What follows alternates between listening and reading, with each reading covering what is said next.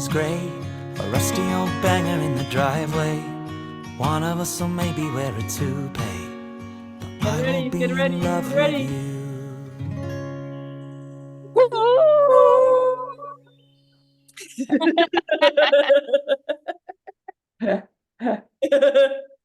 I think this is my favorite moment of every single week.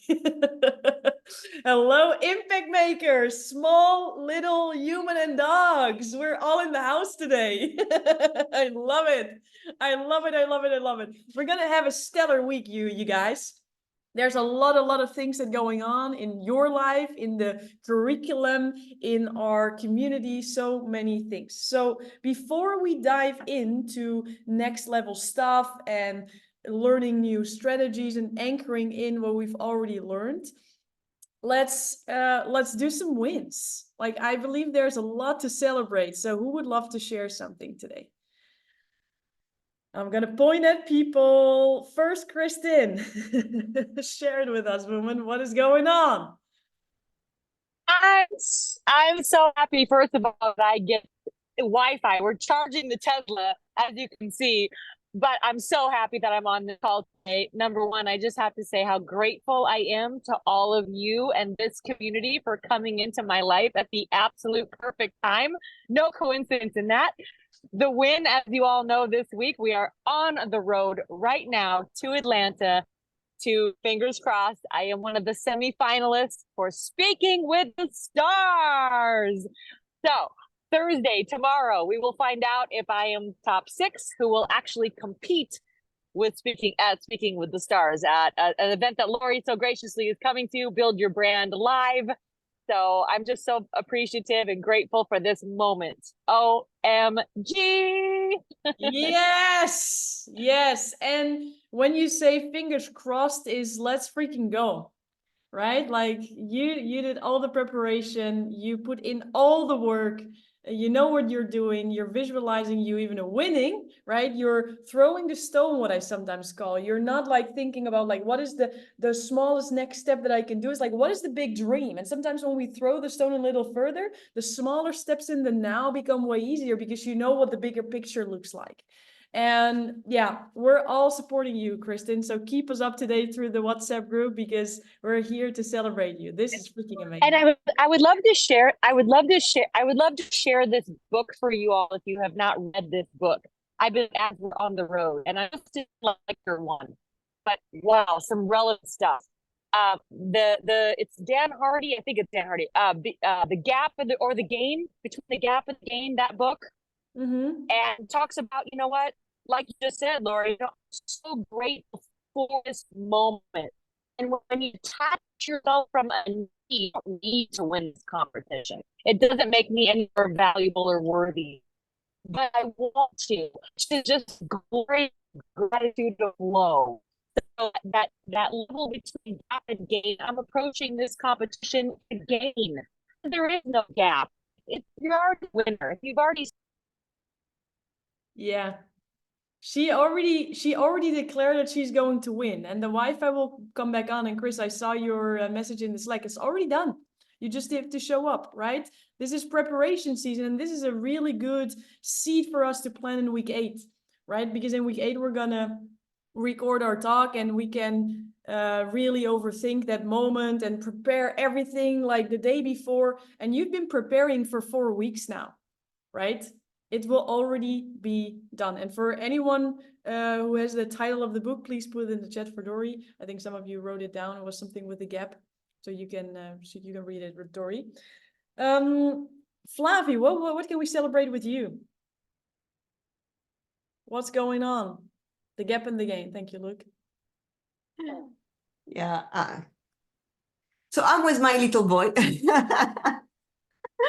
So my celebration is a bit different, but it was about speaking because I contacted you, you know, because I was looking to know more about my ideal client. And we had last week a great moment with Dory where we connected together because we have a similar, let's say, ideal client. And it was so nice to say, okay, there are people, you know, like you, who think like you, who have the same kind of mindset, And I know that now she's on a boat, sailing, navigating, and it was so nice for me to have the courage to say, okay, do you know someone? And from this just request, it move along to a very great conversation, and who knows what's next gonna come from this.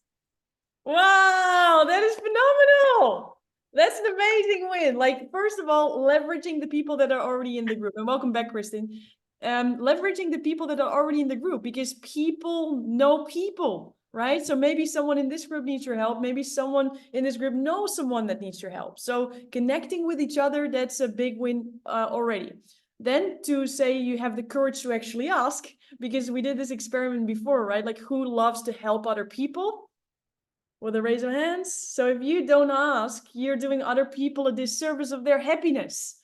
So you have the courage to ask, and it's not about you, it's about all the other people. And Dory, just with the raise of like nodding your hand, was it really nice for you to connect with Flavie and to help her out when she asked that question? How cool is that, right? So this is pretty damn amazing. Congratulations, Flavie. And that moment, that compounding moment, and we'll just share something that happened to me this week. I was walking along the street, and at some point I had a WhatsApp from someone I met like 1 year ago. I forgot, like, I mean, it's not that we're reaching out to each other every single day. No, I'm like, oh, how interesting. And she shared a voice memo, and she said, Lori, hey, how are you doing? Blah, blah, blah. I actually got someone here that would love to do something with public speaking. Like, what's the best way I can introduce that person to you? So I didn't speak with her for a year, but I did a speaking engagement and she was there. And I followed up in that moment. So just know that all the conversations that you're having now, they might not create opportunities now, but it's all plants you're seeding. So this is a compounding situation where, because you're reaching out to so many people at the same time now, at some point those seeds will harvest into trees, and it just takes some time. Some trees take a little bit of time. Bamboo grows like this, like this, like this. Like the first 3 weeks, I believe, it's like this. And then in 1 week, it becomes a whole forest. Like an oak tree, my brother found like this seed, and he planted in our backyard. And in the first, I think 5 years or something, it just became this. And now it's like a proper tree, and new like fruits are there, right? So all these little things that you're all doing now is just absolutely beautiful. Congratulations, Flavie. One more win. Who would love to share something? Oh, Chris, you were first. Go for it. I have to mute myself. Go for it. Well, I had a different win. We should contact people to have speaking engagements, but I thought I use the idea, but I contact somebody if he want to write the foreword for my 3rd book. And this is an industry expert, which is much higher than I am. But I think, who gives a shit? No, you have. Yes, you can get. So I asked him, and he said yes. That means that I am also entering his public now. So how cool is that? So, yay. Yes, and I saw your video in the WhatsApp group, so thanks for sharing it now for the 2nd time, and that's the beauty of this. And I see your finger, Noel. What I would love to share before is how amazing it is what you're doing right now. Because you are reaching out, you're asking for people who have a similar industry, right? A similar audience, but a different offer. So now you associate yourself together with that person, right? So the credibility, the trust that people already have in that other person now is directly connected with you as well. Now let's just think, because I know your goals, Chris, you're going to do a big fat book launch, I believe after summer, right? Just think through the lens of, imagine you do this book launch, and then that person joins you on the book launch for, let's say, a 10-minute introduction or something like this. And you say, listen, this book, like, can we both agree that it's going to change lives forever? Oh my God, yeah. Would it make sense if your people also get an invitation to go to this book launch? Oh my God, yes. What if, my friend, you get a percentage of everybody who buys my book from your audience? Oh my God, so this is an irresistible offer. So of course that person wants to do it, because it's in line with where you want to go. They like you, they trust you, and it helps them and their audience. So now it's a win-win-win-win. Now think through the lens of the long-term strategy that Flavie just opened up. So all these people are now in your word, and you're doing the book.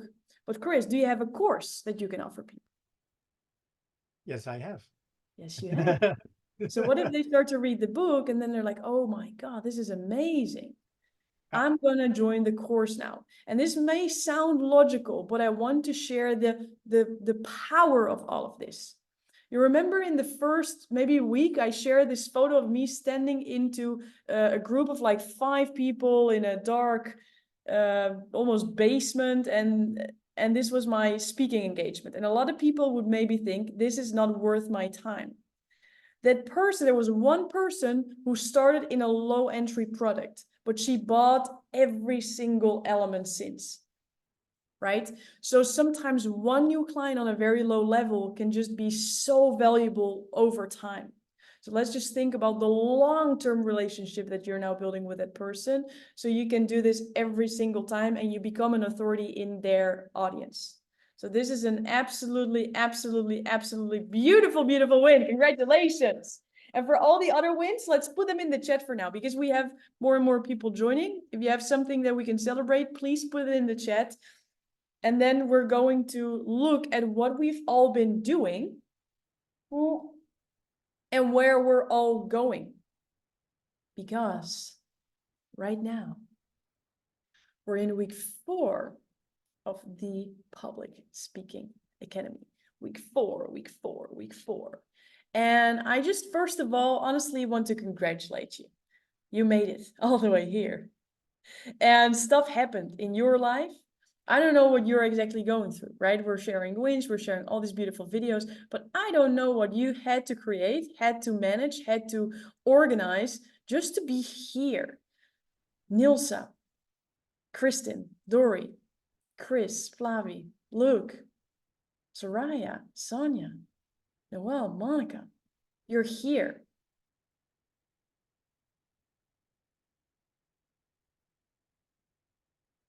You're here. And you already learned how amazing public speaking is as an opportunity. And we basically focused on the 2 biggest fundamental aspects of this whole trajectory. And that is the art and the science. The art and the science. You learned the framework of the now and the new, bringing people along with your journey. And you learned how amazing storytelling is to increase the value of everything you do. Because the banana gets more valuable, your story gets more valuable. People start to associate themselves with you because let's just reiterate upon this. What are the 2 kinds of people that people buy from? Let's put it in the chat.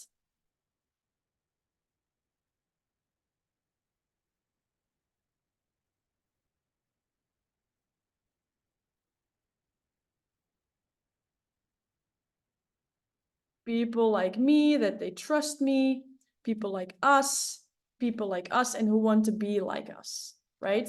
So people associate themselves with where they are now and where you are going. People that they can relate to, yes. And last week, we watched the whole TEDx talk of Duncan, right? We watched how he uses stories, connects them to the now, connects them to the new. So you have a full aspect of who Duncan is as a person and what it is that you can do with him. Just as another iteration, what are the 3 buckets of stories that we can pull from? Hint, they're all starting with a C. Oh, Chris, that's good. 5 points for you. What are they? Oh, cool. Yeah. Credibility, coolness, and community. Credibility, coolness, and community. Bum, bum, bum. We have a lot of points. Okay, Chris, you get points. 3, 2, 1. And Sonia and Luke, you get it at the same time. And Noelle. 3, 2, 1. Oh, everybody's catching now. Okay, this is great. So just as a verbal reiteration, Soraya, what did you remember from what Duncan shared and how you can apply this to share your story in clarity, understanding the science, but also the elegance of the art, his way of storytelling. What stayed in your mind based on how you can apply this later on for yourself? You mean, what do I remember from what he shared, or I'm not sure I understand the question. Yeah, so last time we watched Duncan's full talk, right? Yeah, We yeah. analyzed it step by step together. What are specific elements that stayed in your mind that were very useful for you to understand so you can apply this for yourself? I mean, I like the fact that he had a big storyline, but in that story, he was using smaller stories that could make us relate. For example, when he was at the restaurant with his wife and she couldn't decide and it took time to decide and things like that. So I think that was super cool. And the fact that, yeah, like every time he uses small stories to just make us relate even more to the bigger stories that he's sharing, and finishing the talk with a question, because then people leave the talk thinking, okay, what is my small impact? What can I do? So engaging the audience in that way, and using stories and asking questions in his stories in a way that also make you think that the question is asked to you, even though it's, indirect, if I can say. Yes. And it's so cool that you remember these specific stories, right? And I see Noel in the chat, he ate 3 bread baskets. I love that. And the way that he made, like, who also remember that story of talking to his wife? Everyone, right? So him using that story really helps you to remember, right? So it's not just this fluff story. No, it's like people start to connect with you as a person. It's like, haha, I have that too. I can also decide. And you start to picture it with yourself. That's beautiful. And Yeah. he kept asking those questions, right? He said, like, let's visualize this together. And then he kind of did it in the moment. So people started to do it too, right? Beautiful. What are other things? Luke, what did you gain from that experience? I loved how he really engaged the audience with his stories, and he was planting a story within a story. So I was there and I was thinking, and the person said to me, so he's putting them into a trance-like state, so they're being there with him and they're answering the same question that he was answering. But he did it in a very clever way. He didn't just say, who's ever had this? He said, so I was there and this presenter said, and I thought to myself, and everybody's going through the same experience and getting their own answers to what his question was. Yes, I love this. And we're gonna look at that in later weeks as well, because there's a lot of different ways, and that's the fun part. Like, this is not the place where you're going to learn this one framework. We're going to do it all the same, so everybody is standing on stage and does this framework like, oh, you learned this from Laurie, right? Because that is the framework. The beauty of this is that you're understanding it's about engagement, and there's different ways to do it. You can do it with your hand. You can do it like how Duncan did it. Like, what someone said to me is this question. So I started to think about this question and what I came up with about this question. So the audience starts to hear the question over and over again. And what if, just for the idea of it, in a really amazing talk, you don't just do that one and then all the time, but you have different ways and you do them all, right? So for different people with different ways of their brain works, they all get a piece of that. Does it make sense? Beautiful. What we're going to do tomorrow, or basically what we're going to do is we're going to chunk the now and the new. So what you're going to work on this week is create your story, like your story, what you're going to share in the now, right? So what we said, you have the now and the new. In every single category you associate with people are doing, what they're believing, what they're feeling, and you elegantly tell that in a story. You don't have to say exactly what they do and think and believe, but you elegantly scope that into a story, and you are going to practice that story tomorrow. So you're going to practice the now tomorrow in breakout rooms. So what we're going to do today, we're going to watch another example of another person who is doing this. So you get some ideas. You got some ideas from Duncan. You will get some ideas from someone else. And now I want you to start thinking, how am I going to do this? What is my story going to be in the now? And I want to pre-frame, and I need another pinky promise, that this doesn't need to be perfect. You don't need to have it all figured out. You just want to think, I'm willing to make a decision on one story that I'm going to tell tomorrow in the breakout room that can hypothetically scope some insight about the now, right? So what is this one basic story that's going to explain the now, where people actually understand what they're going through? So I'm picturing what they feel, what they believe, the question they might ask themselves. People learn something about me, right? So you're thinking about, this is a credibility piece, this is a coolness piece, this is a community piece, this is maybe a story that's more combined. You heard different examples already from me with my Stonehenge story. You heard examples from Duncan, who basically thought, I'm going to do it all, right? So there's different approaches. Right now, in this whole class, I want you to think about the question, how am I going to tell my now? What is the story that I am going to use to tell my now? So we're going to go through an example. Someone I also helped create their talk, and you're going to see the whole talk. And the beauty of this is you're going to see what they were thinking as well. Are you up for that? Okay, then. Hey ho. Let's go. How Tony would say it, turn off the lights and action. All right. So what I'm going to do now is I am going to share who we're going to listen to. And this guy is called Thijs. And Thijs you actually already met before, I think it was week 2. And Thijs is what he calls a little bit of a nerd. Like, he calls himself a nerd. He's a software engineer. He loves coding. He spends most of his time behind a keyboard.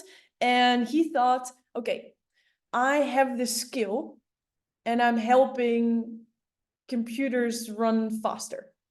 This is not so fulfilling because there's a lot of stuff going on in the world. How can I use this skill to really help something for the good?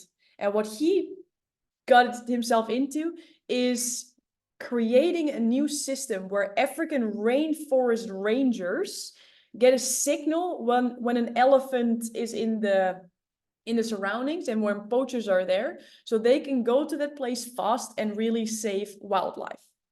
And what he's here for is he wants to help other people to open up the scope of possibility of what is that you can do and how can you contribute to a better world.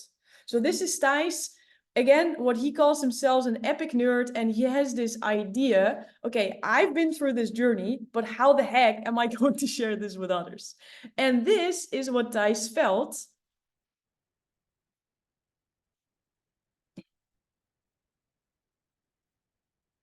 all the way in the beginning. Let me double check if I shared my sound, because that's always a fun. No, I didn't. Okay, there we go. So this is what Thijs felt before. When you're so deep in the contents of what you're doing, in the nitty-gritty of the code and all the technical details, then it's quite easy to tell a story with lots of details, and people get lost and don't understand what you're talking about. So what was really helpful is you helping me to try to zoom out, and you telling me, well, this is not interesting, this is not interesting. Sometimes it even hurt a bit, because it is interesting, but it wasn't interesting for a 15-minute talk for a very broad audience. So know that the person that you're going to see the full TEDx of, this is what he struggled with. I have so much to talk about. How am I going to pick the right pieces at the right time? Who still, even though we're focusing on it every single week, feels a little bit like, oh my God, I have so much to talk about. Which part am I going to use? Just know that you're not alone, and that the result that you're going to see is also started with that thought, okay? So I think that's just so important to keep remembering ourselves. These are not superhumans. These are people just like you and me who've done this framework.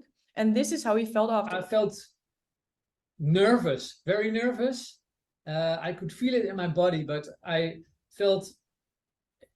think it was not so much nervousness, I was excitement. I was full of adrenaline, and I could really feel the energy. And I was confident in the moment. I got my story out. I was able to enjoy myself. We did a little bit of, yes, we go ahead moment before I went on stage. And I'm very happy with the result. But there's always something that you can improve on. Yeah, so just before we dive in, just with the raise of hands, is his English 100% accurate and perfect and without accent? Is he doing the best he can with the stuff that he has? Okay. So was he perfect and didn't have any self-doubt? Was he imperfect but went for it anyways? Okay, cool. So just to know, and I keep seeing this, the big stages, the big offers, they're possible. The connections right now, right here, are possible. There is a speaking engagement 100 meters around you, in a circle around you. There is one right now at your place. You don't need to be perfect. You don't have to have it all figured out. And you certainly don't need to speak a language perfectly, because it's about the transformation. So we are going to start before you're ready. Absolutely. Absolutely. And we all have accents, and it makes us colorful and exciting and interesting, right? So we're gonna watch the full story of Thijs in 4 different clips, and we're going to analyze again together, like, how is he framing the now? What can we learn from it? And the main overarching question, how can you apply this for yourself? The aim of this lesson is that you really start to see, how can I tell my now, so people go through their journey and I can use a story to do so, okay? So we're gonna watch this clip and we're gonna analyze it together. This is the first piece. We're gonna watch it in 1.5 again to save a little bit of time. I'll put the subtitles on as well, so you're able to read with it too. All right, are we ready? Make some moves, make some moves. Whoop, whoop, whoop, whoop. All righties, let's go. Last year, I'm sitting in a Toyota Land Cruiser. It is this big 4x4, and I'm cramped up in the back of that truck, together with my team and all the special gear that we need. We leave the populated areas, and the roads become worse and worse. We hit a huge pothole in the ground. We fly through the car. I can barely hold on to our gear. I hope it stays in one piece. As the sun sets, the sky turns from blue to black. And suddenly the driver slams on the brakes. We see a group of elephants cross the road in front of us. For me, it's a magical moment to see these animals in the wild, almost as if they're greeting us, as if they know that we're there for them. We continue our journey, and after 14 very uncomfortable hours in that truck, we finally arrive at our destination. The following morning, I wake up in the middle of the African rainforest. As far as the eye can see, there's nature, largely untouched by humans. I am in Gabon, and Gabon is a very important country in Central Africa for the forest elephants. In fact, it is their last safe haven, and it houses 70% of the global population of these animals. Now, I don't think it will come as a surprise to you if I say that these elephants are in danger. Where there used to be millions, there are now only less than 100,000 left. Poaching is one of the reasons for this. It's where the elephants get slaughtered for the ivory in their tusks. But there's actually one other big threat, something that not many people know exists. And we actually witnessed this when we were visiting a tiny village in Gabon.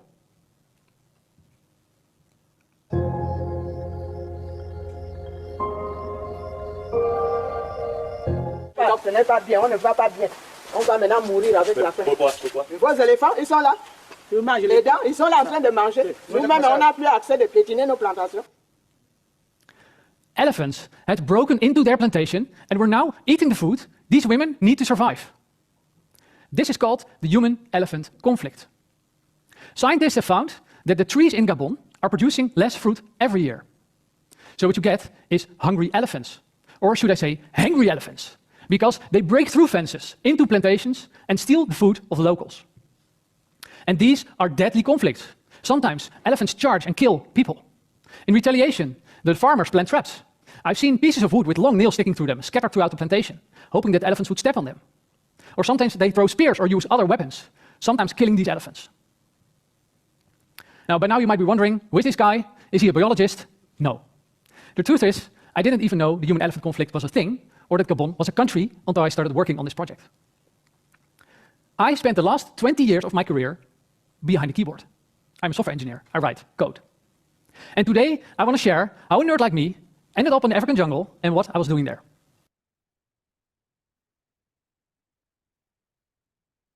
All right, all right, all right. What did we witness? What did we witness? Sonja. I love how he painted the story, and really from very beginning, like he's taking us on a journey with him. And we don't know where that story is going to take us, but it's like he really captured our attention. I feel, at least my attention, from the first sentence. It was like literally like a scene from a movie, and like, okay, let's see what happens here. And I love how he went, in a way, he almost like jumped from one part to another, but he connected it so nicely. And I'm still trying to wrap my head how he connected it so nicely. Yeah, this is a really cool insight that you're sharing, Sonja. So if we would summarize it, is like he basically makes sure that from the beginning on you're hooked. What Kristen says is the hook, right? You make sure that something is so intriguing, you're like, huh, how interesting. Now, some people explain like a hook might be a news fact or a specific article or a number or all those things, and they're all true. What I like to believe is it makes sense for the topic. It feels very authentic to you, and people are engaged from the beginning, right? So what I said, some of my clients, they started with poetry. He starts with a story that he paints the picture of where he was in Africa. Then Duncan shared a conversation with his mom, right? So there's so many different options, and I want you to have complete freedom what it is for you. Just look through the lens, okay, how can I engage people from the beginning, and how does this add value to all the other things? So what I love to do more is give you examples so you can pick and choose what works for you. Make sense? So that's a really good one. Then what you say very, very elegantly, Sonja, is he makes a really good transition. So we're going to dive into that also more. It's like, how can you make transitions? What are different options to make transitions? And what he does is he asks himself a question. He basically shares what he believes is in the mind of our audience, mind reading, right? He uses the sentence, you might be wondering by now, who is this guy? It's probably actually what you were wondering, because there's this guy, he's kind of like standing like on his dot, sharing about this rainforesty things. And you're like, you're not a ranger, dude. Like, you can tell me a lot of things, but you're not a ranger. Who are you? So he reads the mind of the audience, and that's what he uses as a transition moment. There's other opportunities to use transitions. It can be a word. You're going to hear that actually, I believe, in this one as well. I will point it out when I hear it. There's sentences, there's different phrases, and what he does is mind reading to connect the dots. You might be wondering by now, who is this guy? So that's a sentence. So that is a sentence that I would write down, because that's an opportunity that you will have to, in your flexibility wave room, if you're like, okay, I have two stories. Lori said, I need to do one, but I'm going to be authentic at myself, and I've got some crazy ideas. I'm going to test it out tomorrow. I will have two stories. So you know, this is a sentence that you can use in the middle. Make sense? Cool. We're going to watch the second clip, you guys. This was number 1. This one is a little shorter.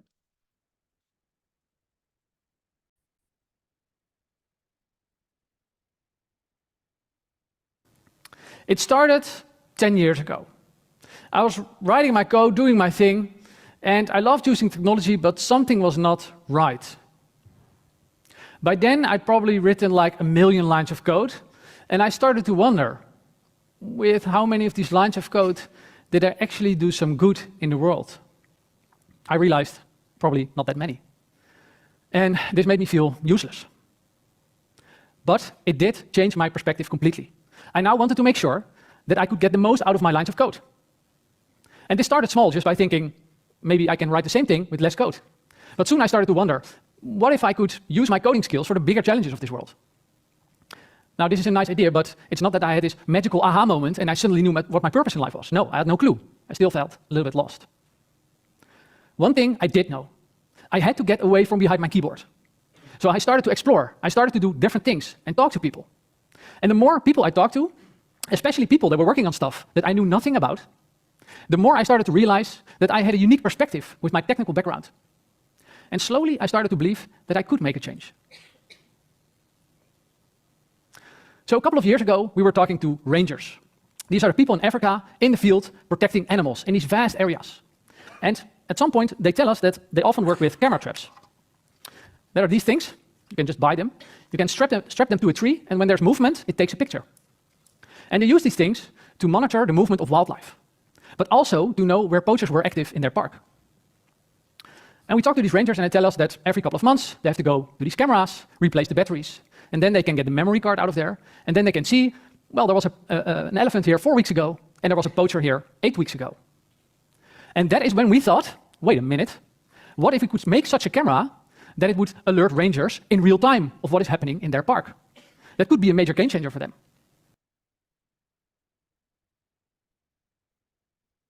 All right. What do we witness? What can we learn? Soraya.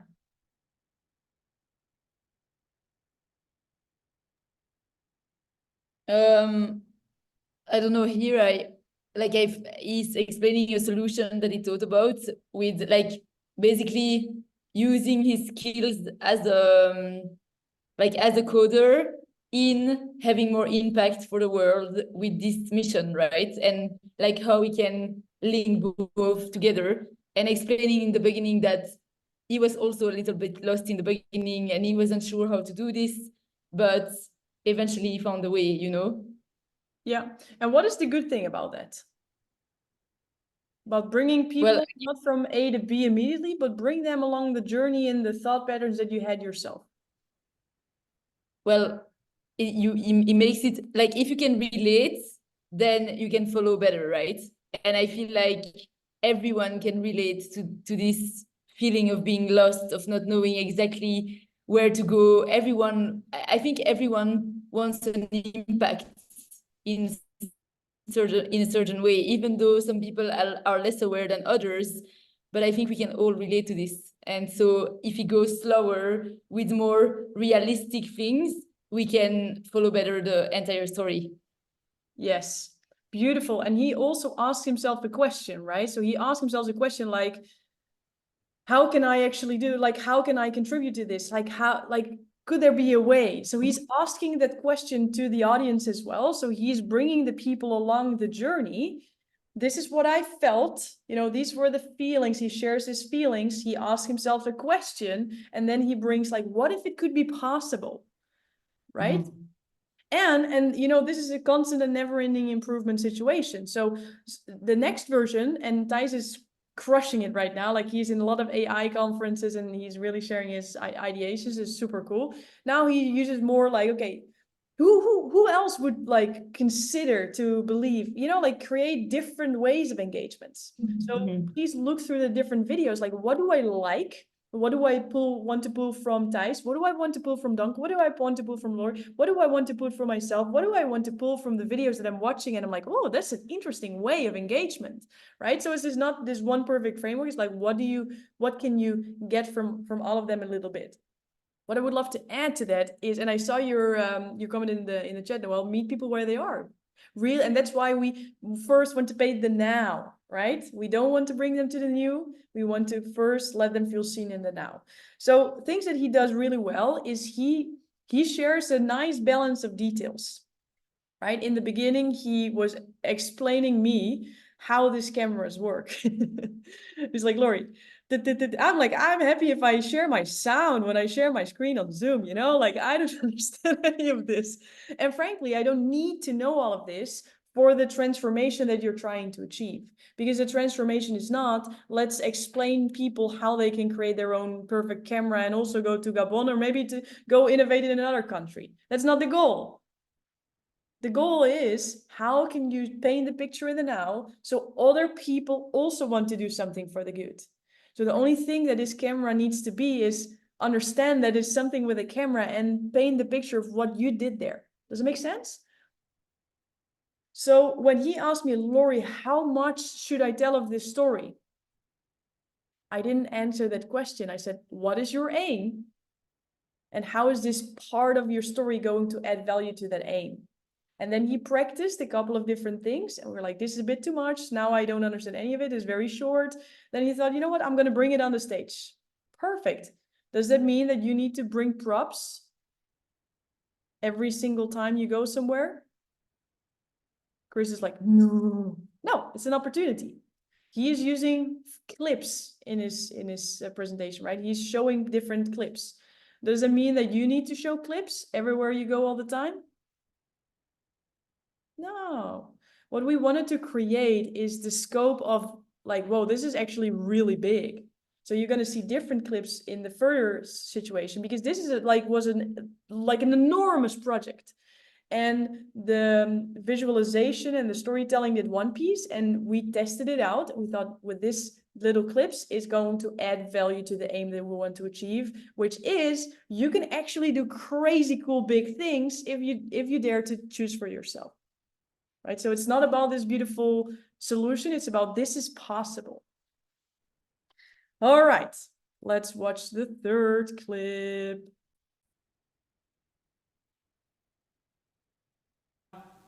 I will not bore you with the technical details, but we couldn't find anything like this that existed, especially not something that would work in remote areas in the jungle. So we decided to make it ourselves. But we didn't want to completely reinvent the wheel.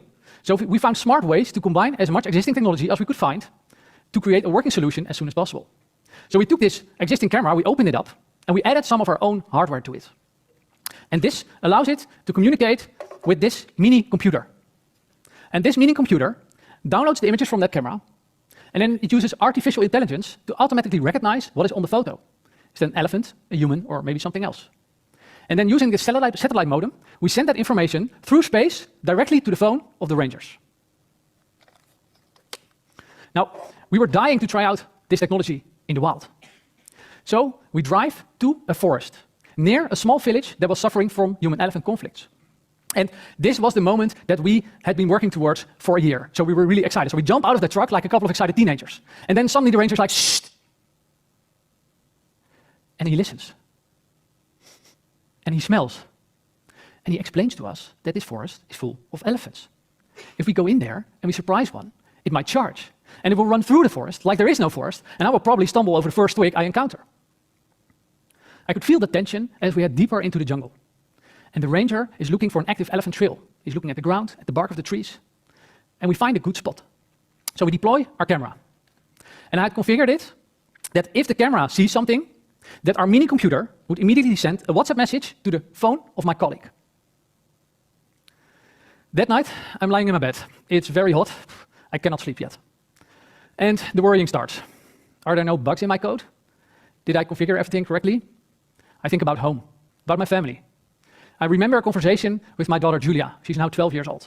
And she asked me, so Dad, what are you going to do in Africa for 3 weeks? And I say, I'm going to deploy 8 cameras. And she's like, do you need that much time for that? And I try to explain to her what we are trying to achieve. But clearly she's not impressed. Teenagers, right? But the worst thing is, I start to believe it myself. As I'm lying in my bed, I think, what if this thing doesn't work at all? What am I even doing here? Who am I to think that I can help with this? My thoughts are being interrupted because I hear some strange sounds. Yeah, there it is again. Through the tin wall beside me, I hear a phone going off. It is that phone of my colleague. The following morning, he confirms, our cameras have seen several elephants. But since we use the satellite to send that information, we cannot actually send the actual image. So we can only send the information that an elephant has been seen. And since this is the first time that we deployed it in the field, we want to go back there and double check if it's correct. So we drive back to the forest, silently get out of the truck. Yes, we learned from our mistakes. And then this is what we see.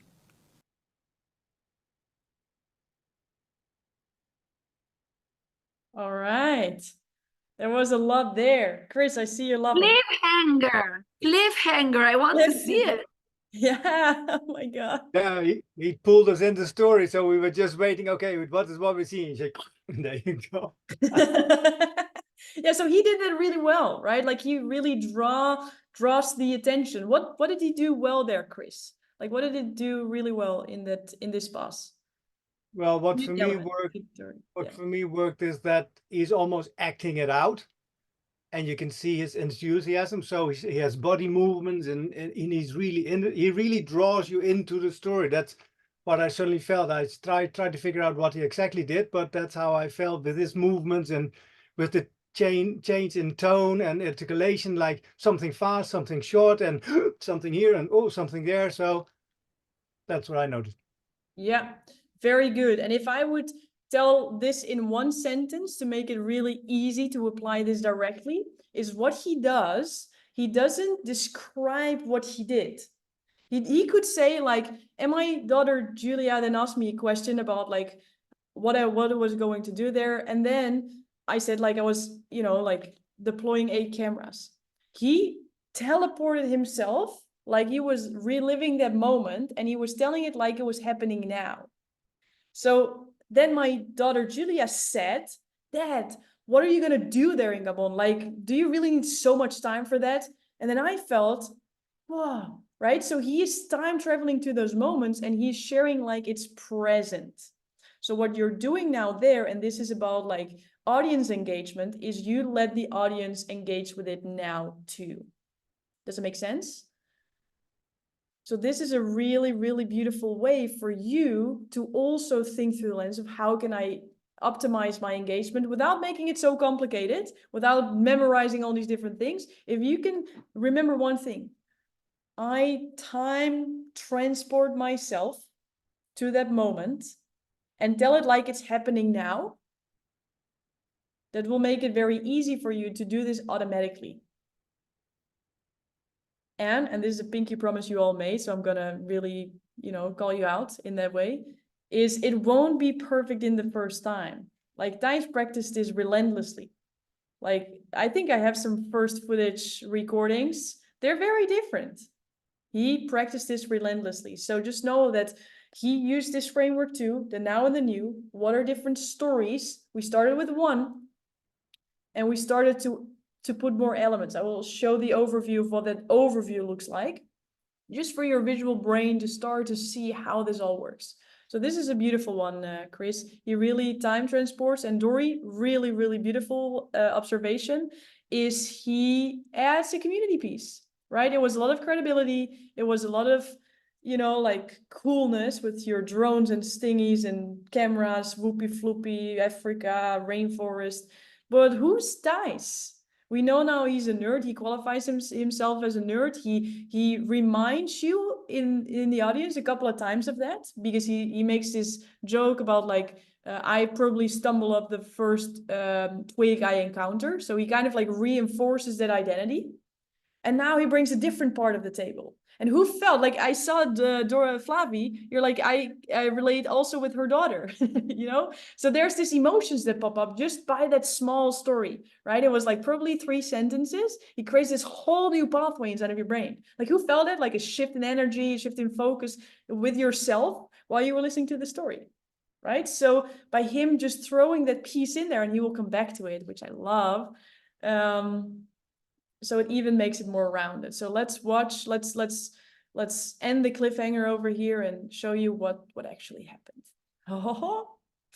You're gonna find out.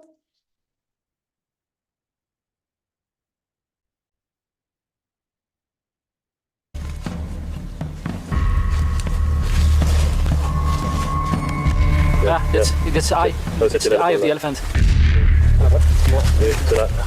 Yeah. Oh, wow. Could it be that it's actually the elephants that are inside the fence now? Voilà, c'est ce que c'est le groupe. So, parce que ce sont 3 là-bas. Oui, et on a fait mes 3 là-bas. 3 ici. Oui, c'est le même groupe. Ça fait le même groupe. Holy shit. We actually captured the same group of elephants on camera that were now having an all-you-can-eat buffet in the plantation of these local women you saw before. And yes, our system worked. At the end of our trip, we were invited by the minister, Lee White. He's been working in conservation his whole life. Started out as a scientist, and he is now in charge of protecting the flora and fauna of the entire country of Gabon. As we meet him, we explain what we have been doing and how this technology could help in preventing human-elephant conflicts by sending alerts to rangers and farmers if elephants are approaching a village. But also how this can be used for anti-poaching purposes. Because you have to remember, these rangers have a really dangerous job. Often they don't know where poachers are active in the park. And it's not uncommon for them to get shot at. And this can act as kind of a burglar system for these poachers. At the end of our conversation, the minister says this to us. You know, it sounds dramatic to say it's a matter of life and death for the eco guards, but fewer of our eco guards will die, and more poachers will be caught if we can deploy this technology. Even though this will probably not convince my daughter Julia, because this is not TikTok, any doubt I had was now gone. I would have never imagined that my programming skills would take me into the African rainforest. And with lines of code, I could potentially be saving the lives of animals and humans. And the funny thing is that what I do hasn't changed much. I'm still writing code. But why I do it has changed. And for me, this makes all the difference. Not am I having more joy in my work, but I also get to do some good in the process. And we are not done yet. We're inventing new things to help rangers worldwide protect wildlife. And that's not all. Whether it's food waste, keeping our oceans plastic-free, or sustainable farming, there are so many big challenges out there that desperately need our help. And I know it can be overwhelming to try and take on these challenges, but try to look at it as I look at complex software problems. Try to break it up into smaller, more manageable parts. And then I'm sure that there are plenty of pieces for all of us to pick up, so we can solve these puzzles together. Thank you. Woohoo! What did we see there? What can we learn from it? Luke. I love how he just, holy shit! So he just completely shocks the audience with his response, and he brings us back to the present. And he's surprised that the system works. But what I like is that he explains what we see is this. So he's explaining in the present tense, and then he very, very subtly goes from, and what can we also use this for? And then he goes from the present tense to the future tense very elegantly in one place. So he's there at the moment, he's sharing with us. Then he's talking about the future. Then he uses video with authority figures to reinforce the importance and the credibility that this has been accepted by people. And then he comes back to community by saying, even this wouldn't impress my daughter because it's not TikTok. So he's got humor in there as well. And then he brings it back to say, originally, this is still me writing code, but now the purpose is different. But even though these are big problems, it's just like software, and we break it into little tiny pieces and we can all do it together and you can be a part of it. So it's like an invitation at the end. So it's very elegantly done. Yeah, so beautiful. He's really bringing people from the now to the new, right? And then he's kind of like, you remember the now? You remember that? This is where it can go towards. This is what I did. This is what we can all do. And again, like he is improving and improving. Like if me and Thijs would sit here right now, he would probably come up with like, this is how I would done that differently. And this is how I would that differently. And that's something that always changes. And that's why I want to show these examples constantly. They're not perfect. They're always in progress and they're super freaking amazing. And why are they freaking amazing? Because they put in the time, they put in the work, they practiced it relentlessly. And then they also had those fears and self-doubts because you saw it from Duncan in the beginning. Now you see it from Thijs. There were with the same thoughts that we're all having. So what we're going to do is tomorrow you are going to practice your now in the breakout room.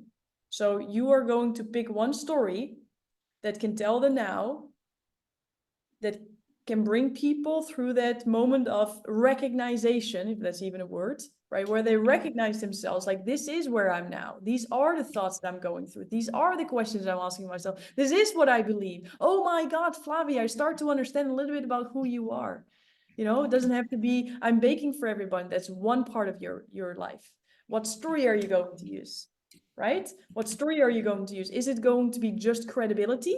Could be, you know, it could be. Because we want to emphasize the logical part of our brain, which what Thijs is doing really well with an authority figure, just like Luke said, right? But we also want to create that emotional connection and what he does really well with his daughter Julia, and with his also willingness to be vulnerable. I mean, he calls himself a nerd, it's not necessary, but he does say basically, you know, like I also didn't know, like I had no idea, like seriously, I didn't know, but I did it and I just figured it out and blah blah blah. So he's being very real right there, right? You start to like, who feels like, you know, Thijs is a cool dude, like I would like him as a person. Doesn't have to be, right? Because you don't need to have rapport with 100%, but I think he's doing a pretty damn good job of being himself and sharing that vision, right? So what you're going to do now is pick one story. What is the story going to be like? How are you going to elegantly tell that to people in a way where they resonate with the now? And tomorrow you're going to just test it out.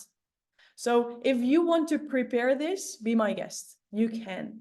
If you're like, okay, boom, there's a lot going on. I am just going to put this prompt on the inside of my toilet and tomorrow I'm going to do whatever comes to mind. Perfect, right?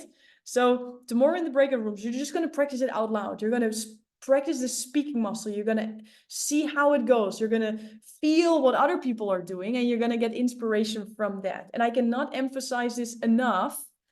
This is something that's always in progress.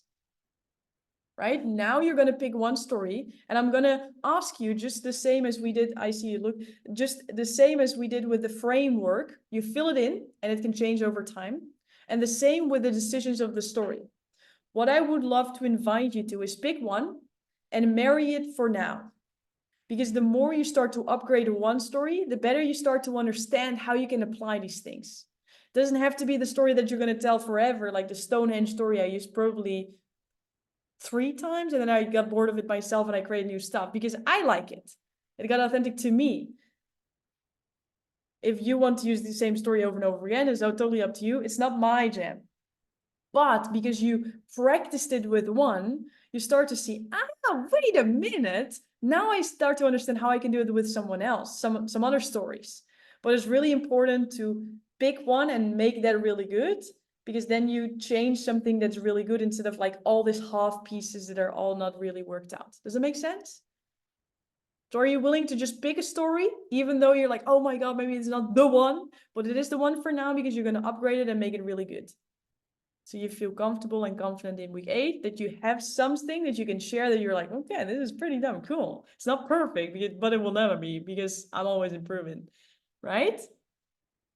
Are there any questions? Luke, you had your hand raised just to find some clarity over here. Luke. Yeah, just for some guidance. How many minutes are we looking to prepare for this one? Because I know sometimes we'll do different lengths. So what would be your guidance be for our breakouts tomorrow? Yeah, very, very good question. My thought around this is like around 5 minutes. Let's say between 2 and 5. 5 can be a lot for now. That's in the end where you want to end up with a round because the end result that we will create is around a 10-minute story, 10 to 15 minutes. So 5 minutes would be great. If you're like, okay, that sounds like a lot for now. 2 to 5 minutes. Cool. Perfect. You have an extra rehearsal, Kristen. Are there any clarifying questions to make sure that you understand completely what we are going to do? No, perfect. Then what we will do is we're going to drop the workbook of this week in the chat so you're able to download it. It's basically a summary piece and I would really advise you to fill that in, even though you've probably already done some of those, right? To really write out again, what is the now and what is the new? To really write out again, what is the story? What is the story that I'm going to use? What is the aim of the story? What are the teaching points of the story? What is the name of the story? How did I put them in my story library? Because just for the idea of repetition, I just want to quickly show you my screen about what my story library looks like and how I use this for this training. So I remember, oh my God, like this crazy experiment of the banana. We'll just click it away for a moment. Who remembers the banana experiment? That got 76 times much more valuable than the original buy. So I thought, okay, what was it again? It was something with a banana. So I type here in my search bar, banana. And the funny thing is, I have 2 stories about a banana. Like, who would have thought? There's more than one. But now I remember Rob Walker, because that was the experiment. So I gave the title something that I will recognize it with, right? It doesn't have to be that Chris will recognize it, because he will probably think like, what is this about? What is this banana story? That's weird. But I remember, so the aim is storytelling works. There are some story points, the resource. So if I click there, I will go to the link. There's a video explaining them. And then I screenshotted a couple of my favorite ones, and some of you will recognize, right? Then I'm like, oh, fermented bananas. What was this? I tagged it as putting through a challenge. The teaching point, the aim that I want to create is you want to let go of things that don't work for you. The story points are fruit flies are showing the rotten bananas. Are they fermenting? So now I remember what I meant with it, which is when you want to update, like if you want to go through a breakthrough and learn something new, then you have to realize, where are my rotten bananas? Because they will be shown by fruit flies. What are your fruit flies in your life?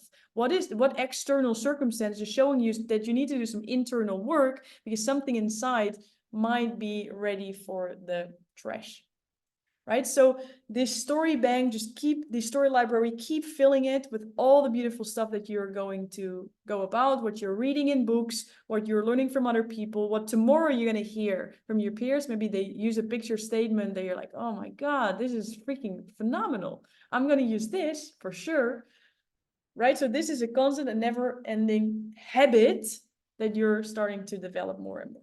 So again, fill in your worksheet as a preparation for tomorrow. Just riff with the best you got, where you tell the now, you pick one story, and you're gonna be having fun doing that. What about that? Who's willing to have some fun over there? Cool. All right. So let's end this off with some quick tapping it in, getting ourselves prepped for tomorrow. And then tomorrow we're going to see each other at the same time in the same room. Dory, I see your question. What is the time limit, more or less? So let's just say it's 2 to 5 minutes. Okay. We'll make sure that you have enough time that if you go over, that you have some time to end, because you can also reflect together in the breakout room. All right. Monica.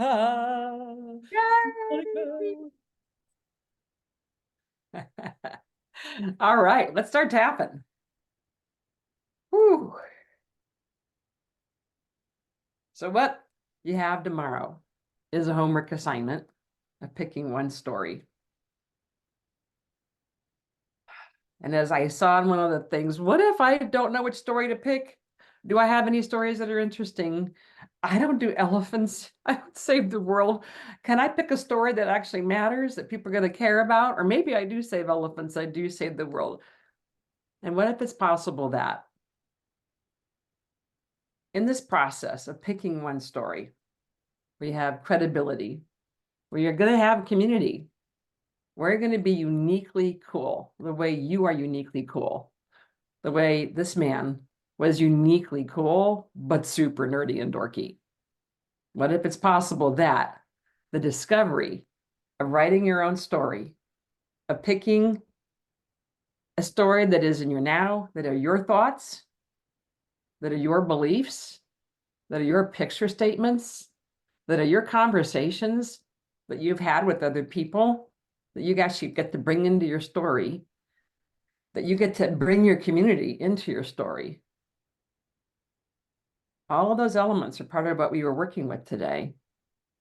So even though there may be some thoughts like, I don't know what story to tell, how do I include other people? How do I ask questions? How do I bring all this? What if it's possible that as a transformational speaker, speaking from an open heart, speaking from your path and purpose, speaking from the point of why did I come into a public speaking class in the first place? It's because you do have a message. And you do have stories, and you do have credibility, and you do have community, and you do have that coolness factor. And then tapping underneath your eyes. I have so much to talk about. I have so many stories I want to tell. And yet there's this one that's kind of pulling and allowing the pictures to come into your mind, and the variables of the story to come into your mind so that you're able to just see it and then say it and then share it. Because your job is to create an emotional connection with your audience. And your job is to take them through your story. Your job is to show them the life that you've lived uniquely here. And then tapping on your heart. Because when you are yourself, when you embrace yourself, when you create that emotional connection, that is when you are truly a transformational speaker and a storyteller who's making a difference. So as you look for your stories, as you look for what you're going to create today and then share tomorrow, 2 to 5 minutes, just thinking of your path and your purpose from this higher place. Who am I here to be? What story am I here to tell? How do I allow that my stories matter, that they do make a difference in the ears and eyes and hearts of the audiences I'm here to touch? I'm taking a breath, even though I might be a little nervous. I don't know which story I'm going to choose. I don't know if I'm going to tell it well. Oh my gosh, I already made a pinky promise. So it's already in my body. But I'm going to do this in a way that I'm going to share my story with someone in this group. I got a chance to practice it. I got a chance to just share it and learn and grow and learn and grow and learn and grow and learn and grow and keep practicing. And then just taking a breath and seeing yourself and why you came to this class. What did you want to speak about to which public? And how does picking this story and practicing this story prepare you for your next level? So having a heart of gratitude, you get a chance to just do this in this extremely safe place that Laurie creates with the open-hearted group that is here. And knowing that we all hold the space for you as a storyteller and a transformational speaker, and see your big hearts and see your big souls and see the stories that go with it. Whew. Thank you, and back to you, Laurie.